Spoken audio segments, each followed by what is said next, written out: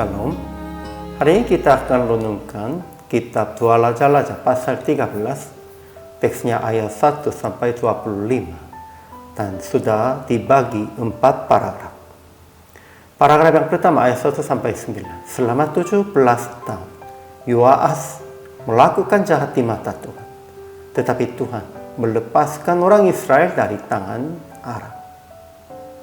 Paragraf yang kedua ayat 10 sampai 13. Yoas bin Yoas memerintah selama 16 tahun namanya dengan melakukan yang jahat. Paragraf yang ketiga ayat 14 sampai 21. Kisah-kisah Elisa yang terakhir. Paragraf yang keempat ayat 22 sampai 25. Yoas 3 kali mengalahkan Ben-Hadad sesuai dengan nubuat Elisa. Kesimpulannya, Yoas, anak Yehu, memerintah Israel selama 17 tahun dan melakukan apa yang jahat di mata Tuhan. Jadi Tuhan serahkan mereka ke tangan Raja Aram, namun juga mengirim seorang penolong untuk menyelamatkan mereka. Tetapi Yoas, anak Yoasnya juga tetap melakukan yang jahat di mata Tuhan. Ketika Elisa hampir mati, Yoas datang kepada Nabi dan menangis. Elisa memesan kepada Yoas akan tarik busur dan panah. Lalu pesan lagi yang ambil anak-anak panah dan pukulkan ke tanah dengan itu. Yoas memukul 3 kali saja. Jadi Elisa menegur Yoas. Menurut Elisa, Yoas harus memukul beberapa kali lagi untuk memukul Aram sampai habis semuanya. Akhirnya Yoas 3 kali mengalahkan Ben-Hadad, Raja Aram. Ajaran tentang Allahnya. Pertama, Tuhan bangkit murka terhadap Israel. Lalu ia serahkan Israel ke dalam tangan Raja Aram. Tetapi ketika Yoas memohon belas kasihannya, Tuhan mendengarkan dia dan memberikan seorang penolong, sehingga Israel lepas dari tangan Aram.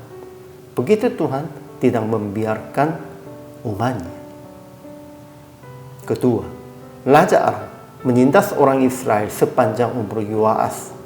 Tetapi Tuhan mengasihani serta menyayangi Israel dan berpaling kepada mereka oleh karena perjanjiannya dengan Abraham, Ishak, dan Yakub. Jadi ia tidak mau memusnahkan mereka dan belum membuang mereka, orang Israel. Ajaran tentang manusianya. Pertama, Yoas berdoa dan Israel ditindas oleh Hazael dan Ben-Hadad. Tetapi ketika tertindas, ia bersuruh kepada Tuhan. Kedua, Yoas melakukan apa yang jahat di mata Tuhan. Dia tetap hidup dalam dosa Yerobeam. Tetapi dia 3 kali mengalahkan Ben-Hadad, Raja Aram, sebab telah 3 kali memukul tanah dengan panah sesuai dengan pesan Nabi Elisa. Ketiga, Elisa yang sakit menjelang kematiannya memesan kepada Yoas, Raja Israel, yang datang dan menangisnya, akan memukul tanah dengan busur dan panah.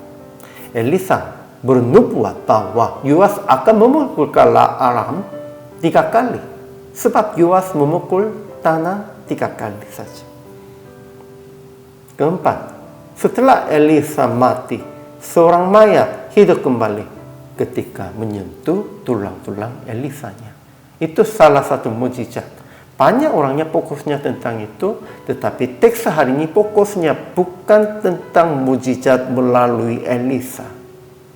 Hati Tuhan yang mengasihani, menyayangi orang Israel dan tetap setia dia supaya menepati janji dengan Abraham, Ishak, dan Yakub. Jadi aplikasi hari ini. Pertama, percayalah kesetiaan Tuhan yang tetap menepati janji dengan Abraham, Ishak, dan Yakub. Dan beliakan kesetiaan Anda dengan melakukan sesuai dengan janji dan perkataan Anda. Kedua, jangan hentikan perbuatan yang Tuhan memesan kepada Anda sampai Ia berfirman sudah cukup. Maksudnya, kalau sampai Tuhan memanggil kita, tidak katakan sudah cukup, kita harus terus-menerus melakukan sesuai dengan pesan Tuhan. Inilah kehidupan orang percaya. Akhirnya praktek hari ini, percayalah Tuhan yang setia di dalam kehidupan Anda sehari-hari.